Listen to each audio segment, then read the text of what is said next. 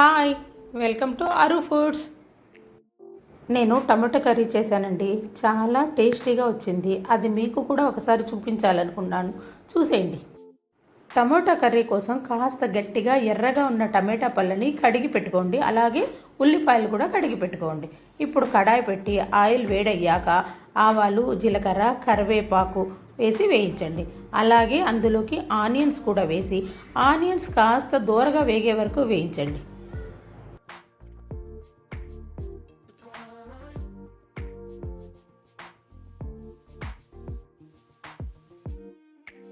Onions కాస్త వేగిపోయినాయి. ఇప్పుడు మనం కట్ చేసి పెట్టుకున్న టమాటా ముక్కల్ని కూడా ఇందులో వేసేద్దాము.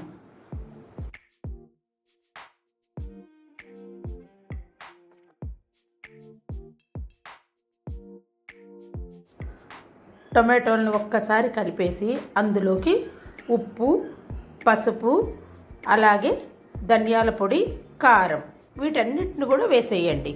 టమాటాలకు తగ్గట్టుగా ఉప్పు, కారం, ధనియాల పొడి వేయండి. నేను ఒక అరకిలో దాకా తీసుకున్నాను. దానికి తగ్గట్టుగా ఇక్కడ వేస్తున్నాను. మీరు ఎక్కువ తక్కువ చూసుకొని వేసుకోండి. వీటన్నిటిని కూడా ఒకసారి కలిపేసుకోండి. దీనికి వాటర్ ఏమీ వేయకండి. అలాగే దీనికి ఒక చిన్న మసాలా కూడా చేసుకుందాం. అది కూడా నేను చూపిస్తాను. దీన్ని కలిపేసినాను. మూత పెట్టి ఒక 2 నిమిషాలు వదిలేయండి. అంతలోపల ఆ మసాలా ప్రిపేర్ చేస్తున్నాను. అది చూడండి.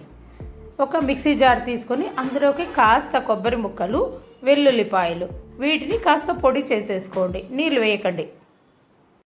చూడండి, ఈ మాత్రం పౌడర్ అయితే చాలు. ఇప్పుడు మనం టమాటాలు ఏమాత్రం మగ్గినాయో చూద్దాం. చూడండి, ఇందులోనే వాటర్ వచ్చేస్తుంది. దీన్ని ఒక్కసారి కలిపేసుకుందాం.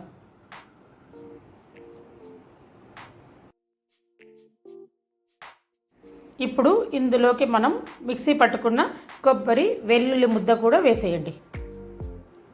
దీనిని కూడా ఇంకొకసారి కలిపేసి ఒక 5 నిమిషాలు వదిలేసేయండి. టమాటోలో వాటర్తోనే కర్రీ అంతా ఉడికిపోతుంది.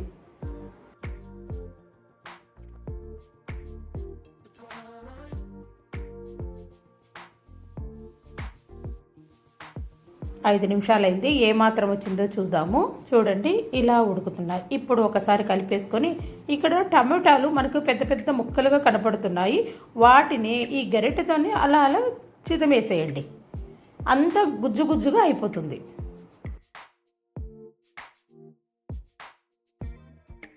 ఇలా ఈ టమాటా ముక్కలన్నీ చిదిమేసేయండి. మధ్య మధ్యన అడుగు పట్టకుండా కలుపుతూ ఉండండి. ఈ మాత్రం కర్రీ అయిన తర్వాత ఉప్పు, కారం ఒకసారి చెక్ చేసుకోండి.